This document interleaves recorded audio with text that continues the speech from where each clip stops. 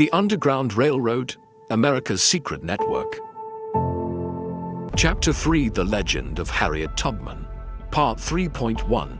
A Girl Named Minty.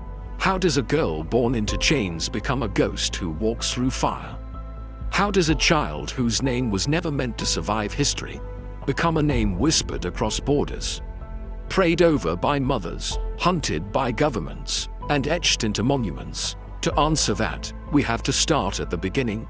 Not in a courtroom, not in a battlefield, but in a one-room cabin near Bucktown, Maryland, around the year 1822.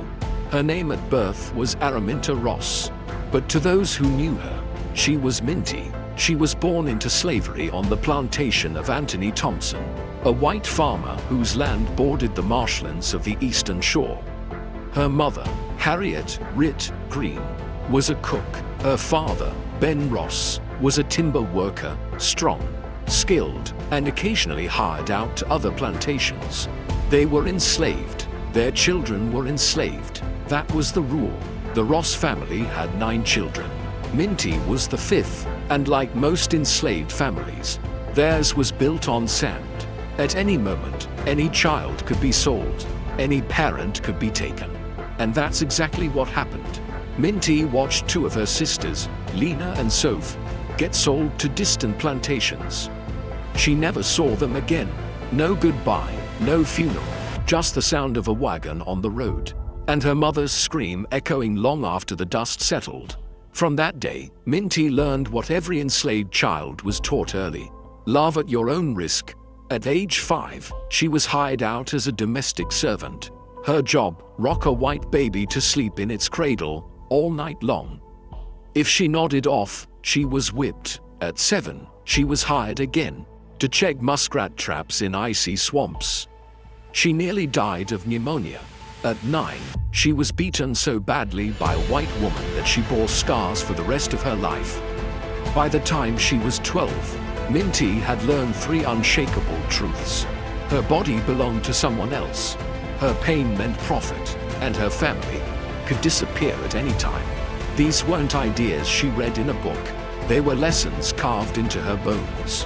But even as a child, she refused to go silent. She prayed, she sang, she listened. In secret, she learned the stories her mother whispered at night. Stories of Moses, of deliverance, of a God who parted seas and shattered empires. She didn't know yet that she would someday follow that path, but the spark was there, and so was the rage. Minty once said, "I grew up like a neglected weed, ignorant of liberty, having no experience of it. Then I was not happy or contented." She was a child born without a name that would last, but she was paying attention, and soon the world would pay attention to her. Coming up next, Part 3.2: The Blow That Changed Everything. She tried to protect another. The system tried to destroy her. But in that moment of violence, something else was born: a vision, a voice, and a purpose that would outlive them all. Want to learn more about the remarkable life of Harriet Tubman? Hit that subscribe button, and don't forget to check the description for a deeper dive into Tubman's incredible journey and other untold stories from history. Part 3.2: The Blow That Changed Everything. She wasn't trying to be a hero. She was just trying to do what was right. It was sometime in the early 1830s, on the Bucktown plantation in Dorchester County, Maryland. Minty, 12 years old, barely 5 feet tall, was sent to a local dry goods store by her enslaver. Nothing unusual. She'd been hired out to work. Again, this time, her job was to weave and haul, tasks far beyond her size. But nobody cared about that. What happened that day would alter the course of American history. A young man, another enslaved person, had left the fields without permission. The overseer spotted him, cornered him, and ordered Minty to help tie him up. She refused. Instead, she stood between them. The overseer grabbed a 2-pound weight, a heavy iron counterweight used to balance scales, and hurled it. It missed the man, but it struck Minty square in the forehead. She crumpled, blood poured down her face. She was unconscious before she hit the dirt, and for days, she lay that way, unmoving, feverish, slipping in and out of life. She should have died, most thought she would. Instead, she got up. Not the next day, not the next week. It took months. She would have sudden blackouts, violent headaches, and terrifying visions. What modern doctors would likely call temporal lobe epilepsy. But back then, they didn't call it a condition. They called it madness. Minty would later describe it differently. She said she was hearing from God. She said she saw paths in her dreams. She saw the stars speaking to her, the trees leaning forward, the voices of angels telling her where to go, when to move, who to trust, and, most importantly, who not to trust. It wasn't just trauma, it was transformation.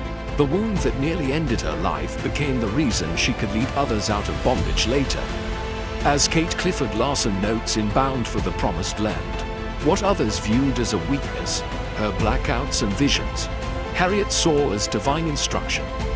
The system had tried to break her. Instead, it gave her a weapon. And yes, it came at a cost. The seizures would last for the rest of her life. Sometimes they struck her mid-sentence, sometimes mid-journey, in the dead of night. Deep in enemy territory, she'd freeze, fall, whisper things no one understood. But every time, she got up. And every time, she moved forward. These weren't hallucinations. She insisted they were maps. Years later, people would ask how she navigated so precisely through swamps and forests with no map, no compass, and no formal education.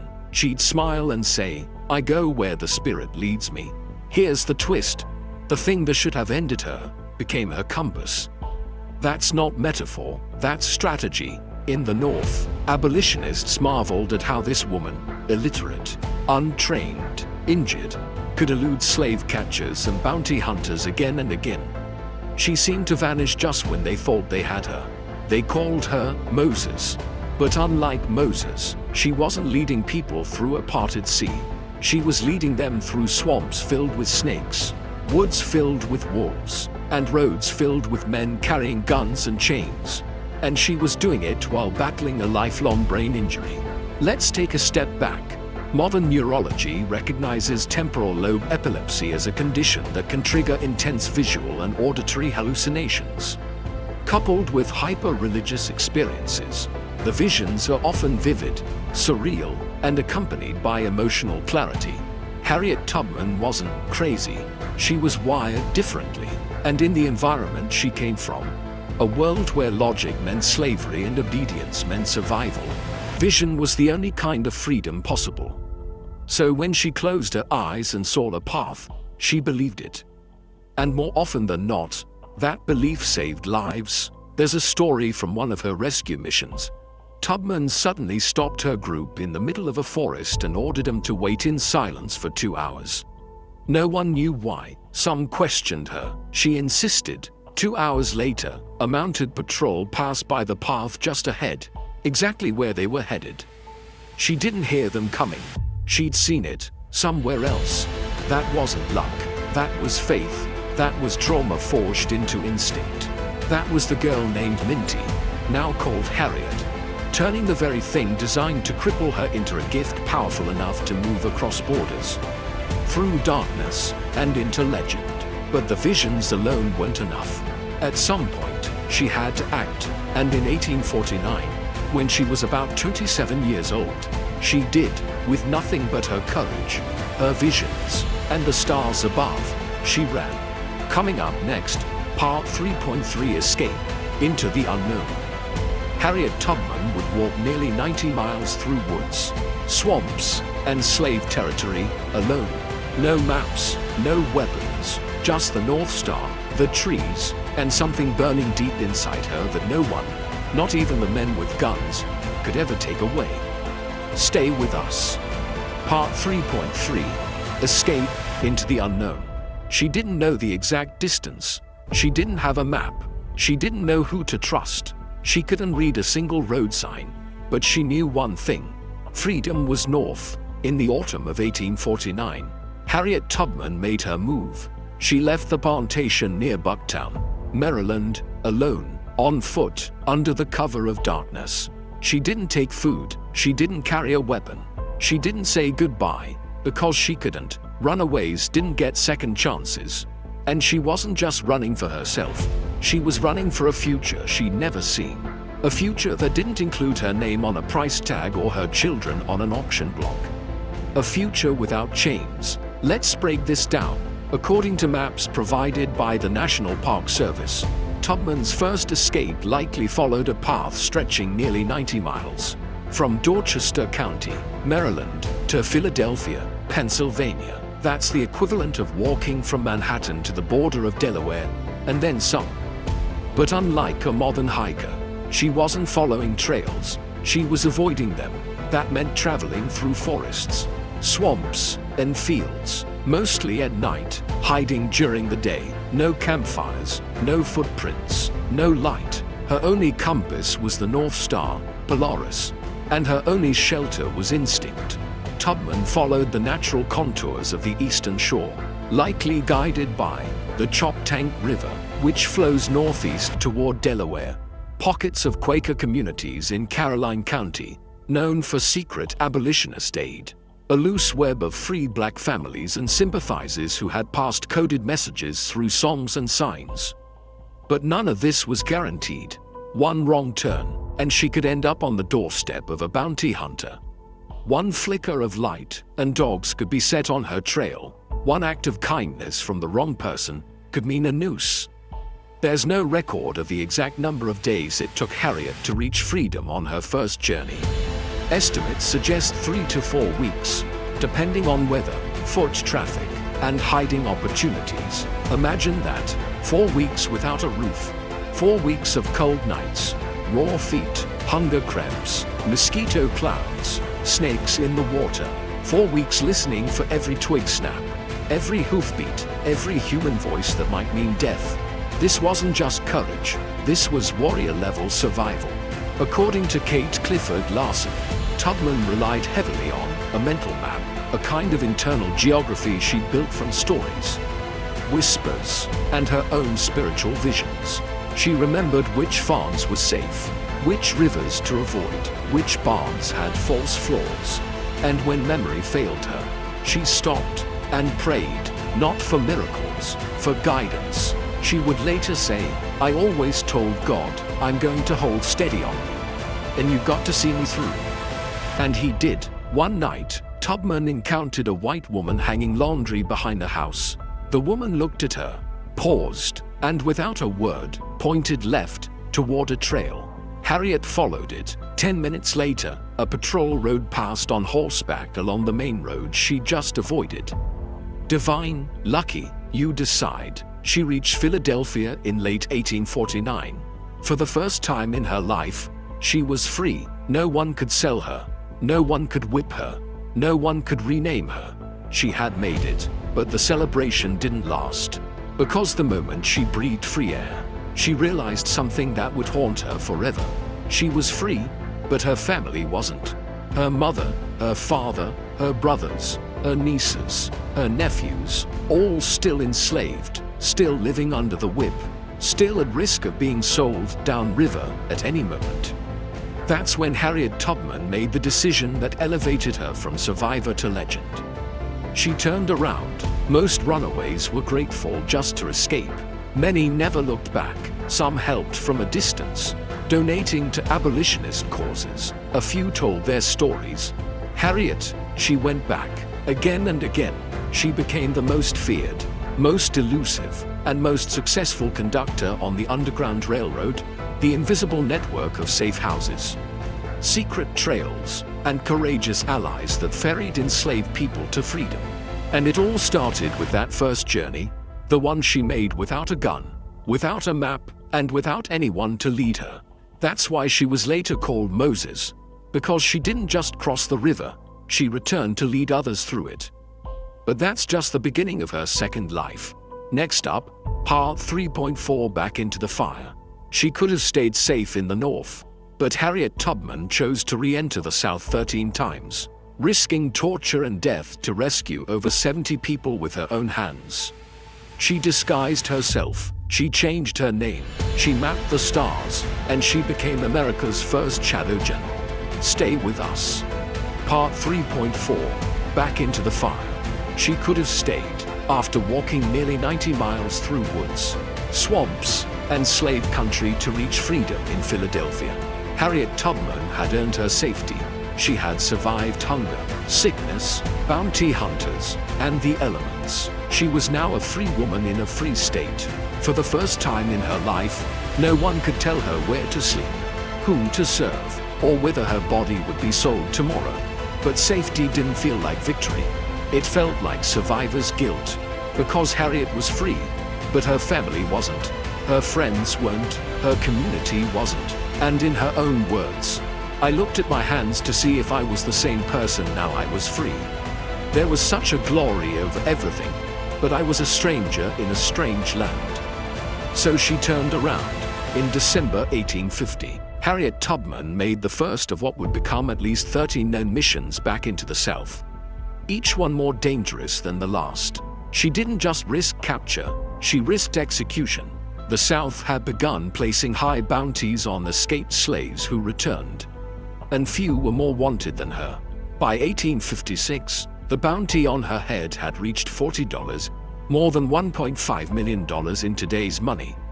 Dead or alive, yet she kept going. She had no army, no government backing, no official maps, just courage, memory, and a network of shadows called the Underground Railroad. Let's talk about how she did it. 1. Disguise and deception. Harriet was a master of camouflage. She often dressed as a man, wearing worn boots, a floppy hat, and carrying a hammer or a sack to pose as a field worker. Other times, she dressed as an old woman, muttering to herself and pretending to be half-blind. In one mission, she was warned that patrols were scanning train stations with her wanted poster. She walked straight through the station with 2 live chickens under her arms, and when a man stared too long, she let one bird flap wildly, using the distraction to duck her face and pass by. That wasn't luck, that was tactical misdirection. 2. The coded music. Harriet couldn't read or write, but she could remember hundreds of spirituals and hymns. She used them as coded signals. If she sang, "Go down, Moses," it meant a journey was about to begin. If she sang, "Wade in the water," it warned others to leave the path and enter the river to throw off dogs and trackers. And if she sang it slowly, that meant danger. Songs were her walkie-talkie, broadcast messages no one but the right ears could understand. 3. Route improvisation. Contrary to popular belief, there was no fixed Underground Railroad path. Every trip was different. Every mission required Harriet to read the land like a living map. She avoided main roads. She memorized tree patterns, creek crossings, moss growth, and constellations. If she sensed patrols ahead, she'd reroute the group mid-march, sometimes circling for miles. In one mission, she led her group all night, only to double back and hide in the barn of a freed black farmer, waiting 3 days until a patrol moved on. Then she resumed. As one abolitionist noted, she had the mind of a general and the patience of a saint. 4. Leadership through fear and faith. Tubman was deeply spiritual. She often paused the journey to pray, sometimes having what she called visions. But she was also brutally practical. She carried a pistol, not just for protection, but to ensure no one turned back. If a fugitive panicked mid-journey and threatened to return, which could expose the whole mission, Harriet didn't beg, she didn't plead. She'd lift her gun and say, "You'll be free or you'll be dead." This wasn't cruelty, it was survival math. A single betrayal could destroy the entire railroad. And yet, despite the fear, people followed her because she inspired trust, something nearly extinct among the enslaved. They followed her into swamps, across rivers, through snow and silence, and she got them through. Every time, Harriet Tubman never lost a passenger. No one she led was ever captured, turned back, or killed. According to the National Park Service and bound for the Promised Land, she personally guided at least 70 enslaved people to freedom, and assisted dozens more indirectly, providing instructions, contacts, and safe house coordination. She made so many trips that slaveholders began to suspect an entire syndicate was operating in their midst. But there was no syndicate. It was her, just her. In every mission, Harriet used firelight as a decoy, leaving small campfires burning miles behind while she and her passengers slipped in the opposite direction. She'd sing to babies so they wouldn't cry. She'd mix wild onions in the water to throw off tracking dogs. She once disguised a group as a funeral procession, moaning and wailing while marching past a Confederate checkpoint. They got through, and each successful trip sent a message to the South. You can chain the body, but not the mind. You can outlaw freedom, but not extinguish it. You can put $40 on her head, but you'll never catch the ghost who walks by moonlight. Harriet Tubman wasn't fighting a war with armies. She was fighting it with faith, foresight, and ferocity, and that's what we explore next. Because when history tried to name generals, it forgot the woman who never wore a uniform, but commanded more loyalty than most officers ever dreamed. Coming up next, Part 3.5, The General with No Army. She didn't attend West Point. She didn't lead from a horse, but she coordinated operations, planned raids, and led missions behind enemy lines. And in doing so, she earned the title General Tubman, long before anyone thought to salute her. Stay with us. Feeling inspired by Harriet's courage? Drop a comment below and let us know what part of her story impacted you the most. Also, check the description for more fascinating facts about her daring missions and her influence on the fight for freedom. Part 3.5, The General with No Army. She didn't have medals. She didn't wear stars on her shoulder, or ride at the front of a cavalry. She couldn't read a map, couldn't sign her name, didn't command battalions, or draft battle plans in a war room lit with candlelight and cigar smoke.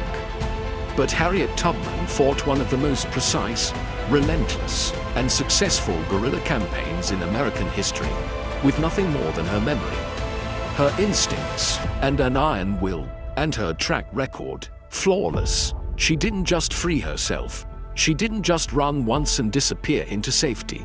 She returned over a dozen times, and on those missions, she personally led more than 70 enslaved people to freedom, and indirectly assisted 300 others through the Underground Railroad, coordinating contacts, supplying instructions, identifying safe houses, and even financing rescues with money earned from domestic work in the North. Let's pause on that. Over 70 people.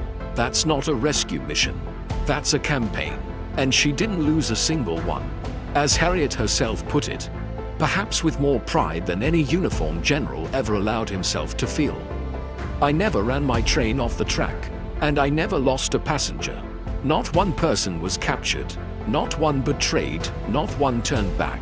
How? Because Harriet Tubman wasn't just brave, she was strategic.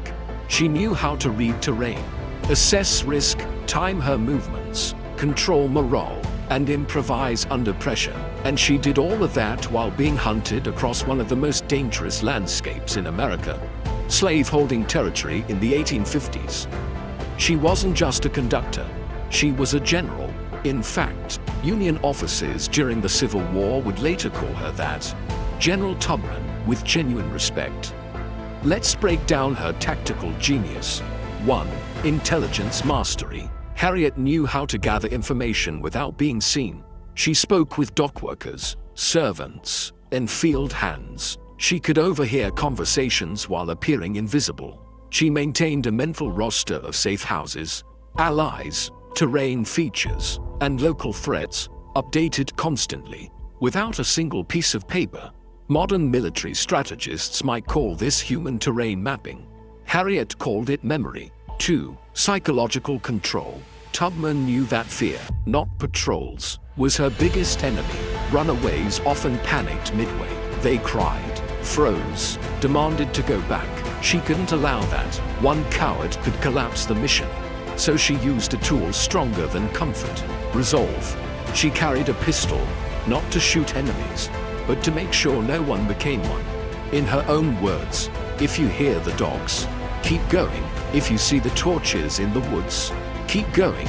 If there's shouting after you, keep going. Don't ever stop. Keep going if you want a taste of freedom. Keep going. And when someone threatened to turn back, she'd raise her pistol and say calmly, "You'll be free or you'll be dead." No one ever turned back. 3. Tactical improvisation. She never used the same route twice. She rarely stopped in the same safe house more than once. If she smelled danger, she reversed course. She led groups through swamps, across rivers, over railroad bridges, even beneath floorboards. According to the National Park Service, one journey required her to hide a family beneath a pile of fish guts on a market wagon. Another time, she timed her escape to coincide with a local militia drill, knowing the patrols would be distracted. She understood enemy behavior better than the enemy understood itself.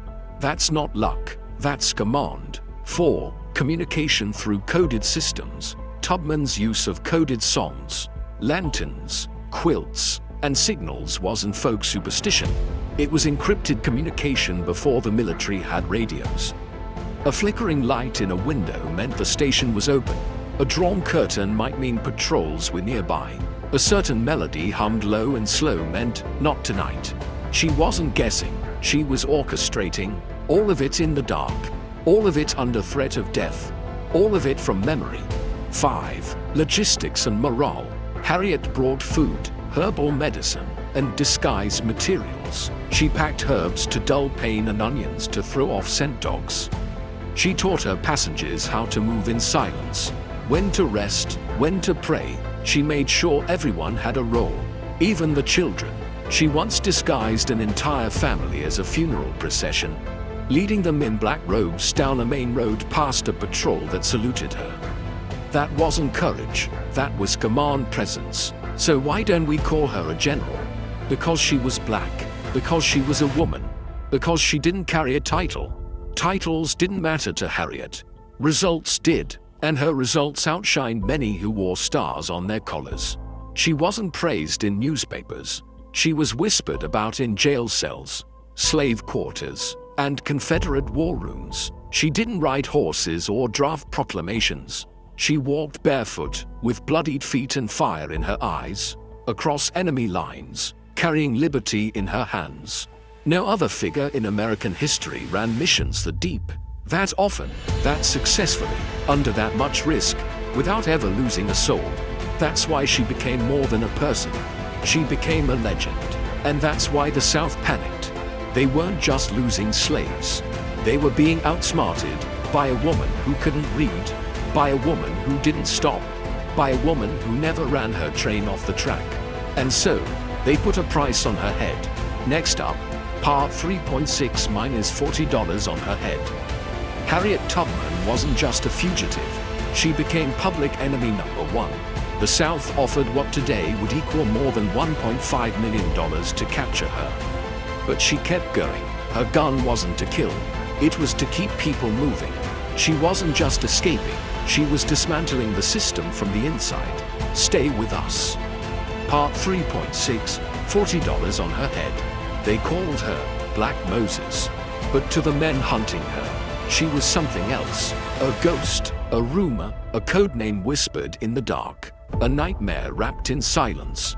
By 1856, Harriet Tubman had led so many enslaved people to freedom, evaded so many bounty hunters, and outwitted so many patrols, that the Southern slave-holding class stopped laughing and started calculating.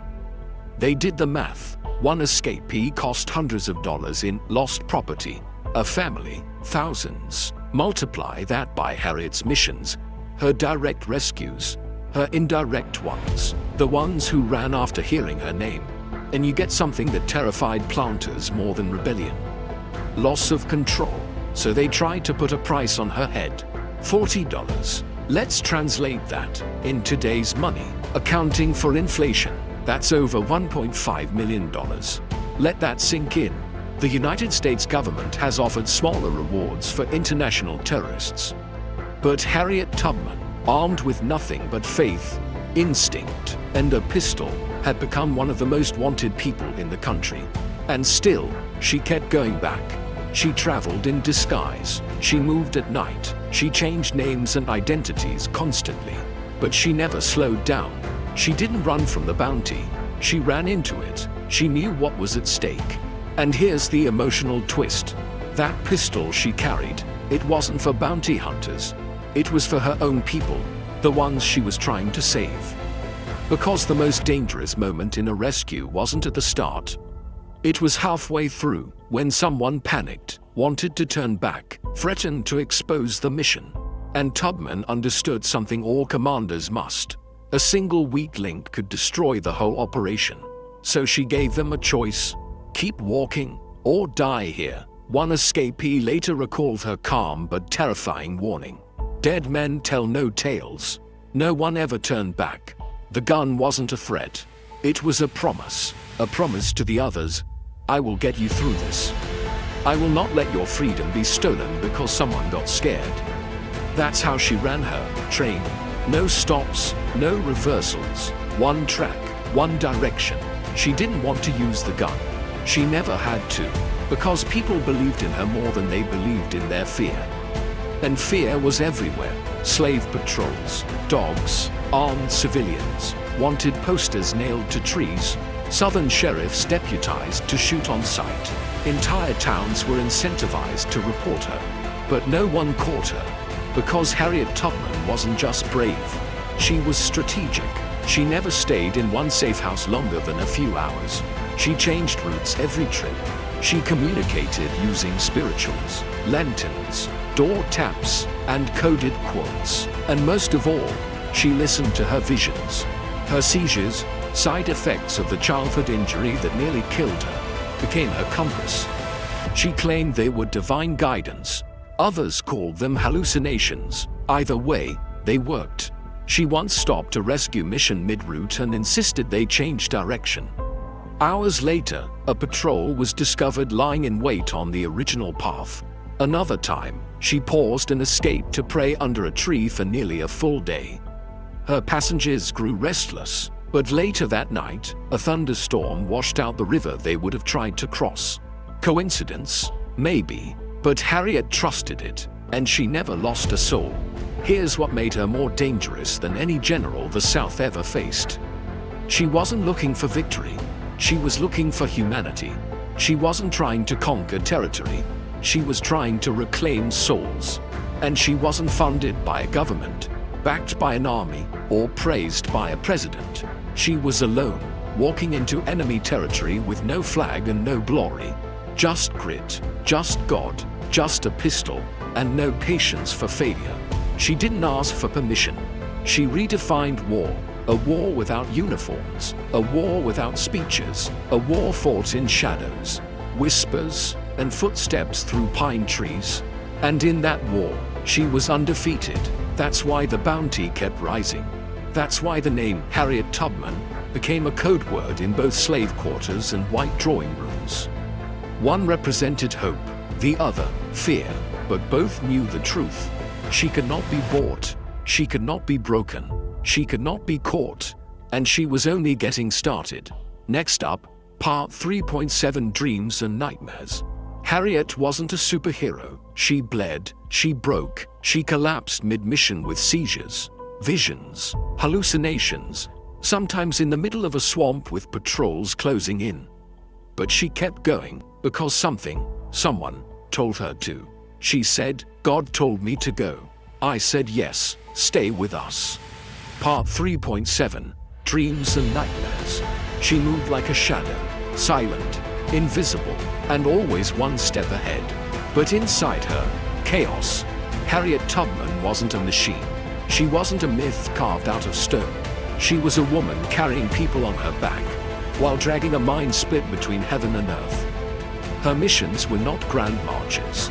They were whispered exits, frantic whispers, bloodied feet, and nights where the trees looked like hands trying to grab you. She wasn't just running from danger, she was running through it.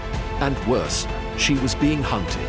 Dogs, men, guns, laws. Slave catchers tracked her like an animal, some with bounty papers offering $40 for her head.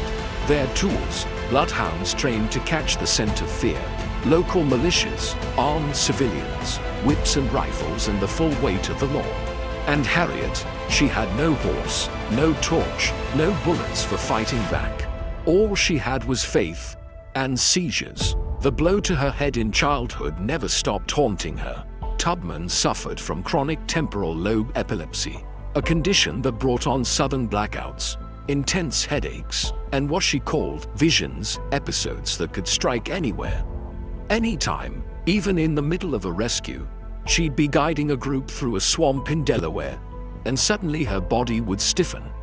She'd fall, her breath would slow, her eyes would roll back, sometimes for minutes, sometimes for hours. Imagine this. It's pitch black, you're deep in enemy territory. A woman you barely know has promised to lead you to freedom. She's confident, strong, unshakable. And then, halfway through the woods, she drops to the ground. Her breathing turns shallow. She doesn't move. Panic rises, but the others hush you. They've seen this before. They wait, and when she finally wakes, Harriet opens her eyes and says, softly, "Certainly, we need to change direction." And they listen, because they've learned what history didn't teach. Harriet Tubman's nightmares were sometimes the only reason they survived. In one account, detailed in Bound for the Promised Land by Kate Clifford Larson, Tubman described seeing men with torches waiting at the bend. No one else saw them, but she trusted the vision. She turned the group around. The next day, they heard from a sympathizer. Bounty hunters had indeed staked out that exact trail. Coincidence? Maybe. But when you survived what she had, you stop arguing with the voice that whispers in the dark. She called it God. Others called it madness. Either way, it worked. In the words of one of her passengers, when she said run, we ran. When she said wait, we waited. When she fell, we knelt. Tubman's body was breaking even as she saved lives. She had no doctor, no medicine, no rest, but she never stopped. She once crossed a river waist deep in ice water, barefoot, bleeding, while carrying a baby. She once slept inside a hollowed-out log for 3 days during a snowstorm. She once pulled an old man across a cornfield on her back because his legs couldn't go further. The cost was real. She lost weight, her joints ached, her migraines worsened, her seizures intensified. She couldn't sleep for days. And yet, when the stars appeared, she'd rise and walk. Because, in her words, I always told God, I'm going to hold steady on you. And you've got to see me through. This wasn't just physical resistance. It was psychological warfare. Each journey took a piece of her sanity, of her strength. And still, she kept going. She said, I never felt so close to God as when I was in the woods, leading my people to freedom. That closeness, it came at a price. Because her dreams weren't just maps.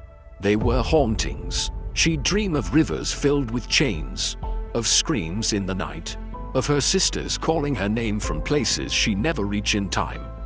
But still, she answered, God told me to go. I said yes. It's hard to grasp what she did.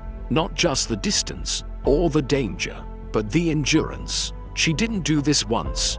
She did it again, and again, and again. Each time, knowing she might collapse mid-mission.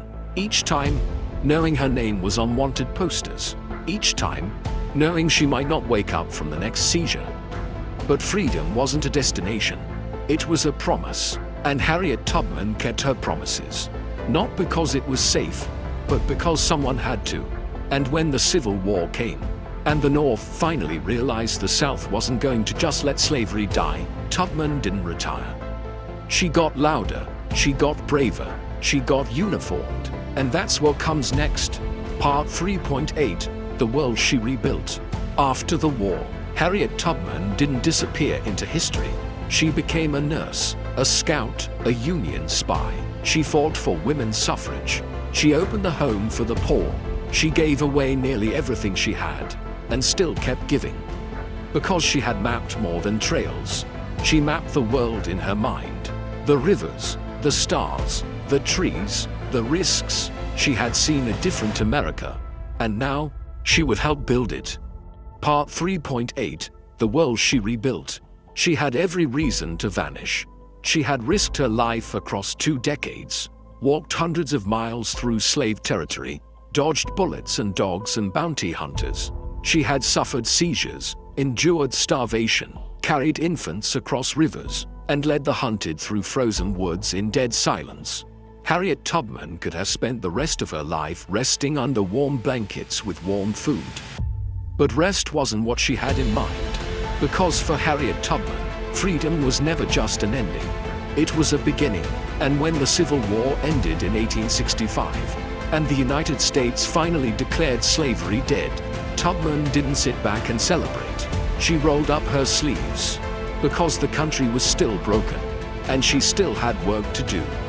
Let's rewind. When war broke out in 1861, Harriet Tubman didn't wait to be asked. She made her way south, again, this time to work for the Union Army. Not as a soldier, not as a nurse, but as a spy. Yes, Harriet Tubman, the former slave, became an official scout and spy for the United States government. She organized a ring of black scouts, traveled deep behind enemy lines, mapped out Confederate supply routes, and relayed information directly to Union officers. On June 2nd, 1863, Tubman became the first woman in American history to lead a military expedition. Let that settle. She led Union troops in the Combahee River Raid, a daring assault along the South Carolina coast that liberated over 700 enslaved people in one night. With no formal military training, no rank, no uniform, just her mind, her courage, and her reputation. It worked. Major James Montgomery, a white Union commander, called her as true as steel. But when the war ended, Tubman received almost nothing for her service. No pension, no rank, no pay. She returned to Auburn, New York, with just $200 to her name, and started over. But she didn't stop working. Tubman became a community leader, a symbol, a guide for the newly freed. She opened her doors to orphans, widows, veterans, and the poor. She bought land with borrowed money, then turned it into a safe haven for those who had nothing. In 1908, she founded the Harriet Tubman Home for the Aged, a residential facility for sick and elderly African Americans, many of whom had nowhere else to go. She visited the residents herself, cooked, cleaned, tended gardens, shared stories. She was more than a legend. She was present, she was real, and she never stopped fighting. When the women's suffrage movement gained steam in the 1890s, Tubman joined the front lines. Despite her injuries, despite her poverty, despite her age, she stood beside Susan B. Anthony and Emily Howland, demanding voting rights for women. She gave speeches, she organized, she marched, and when asked why a woman like her, black, poor, disabled, would fight for the right to vote, she said, "Because I have suffered enough to know that silence is no longer an option." Let that echo, because this woman, this 5-foot-tall, formerly enslaved girl from Maryland, wasn't supposed to survive, and yet she lived to shape the future. Tubman died in 1913, surrounded by friends and loved ones. Her last words, "I go to prepare a place for you." That line, not just biblical, it was a callback to all those nights she stood in fields, waiting for a signal, holding the hands of trembling runaways, whispering, "Follow me, I know the way," because she always did. The writer Kate Clifford Larson, in Bound for the Promised Land, said it best. She mapped the world in her mind. The rivers, the stars, the trees, the risks. She mapped not just geography, but hope. She mapped the route out of darkness. And she never needed a compass. She was the compass. Harriet Tubman rebuilt more than lives. She rebuilt dignity. She rebuilt justice. She rebuilt the very idea of what it means to fight for someone else. And though she often walked alone, she was never truly alone. Because hidden beneath her footsteps was a network, a web of conductors, station masters, secret messages, and silent courage. So the question becomes, how did she do it? How did a woman, hunted like prey, move 300 people across enemy lines without being caught? How did she know which houses were safe? Which farms had cellars? Which songs carried messages? She didn't act alone. No one does. Coming up next, Chapter 4: The Network. Maps stitched into quilts. The Underground Railroad wasn't made of tracks and steel. It was made of quilts and candles, songs and whispers, doors left open, cellars dug deep. In this next chapter, we explore the world beneath the world, the spy network that defied an empire and made freedom possible. Stay with us. If you believe that heroes like Harriet Tubman deserve to be remembered and celebrated, make sure to subscribe, share this video with others, and let us know your thoughts in the comments. Plus, don't forget to explore the description for more resources on Tubman's legacy and the fight for freedom.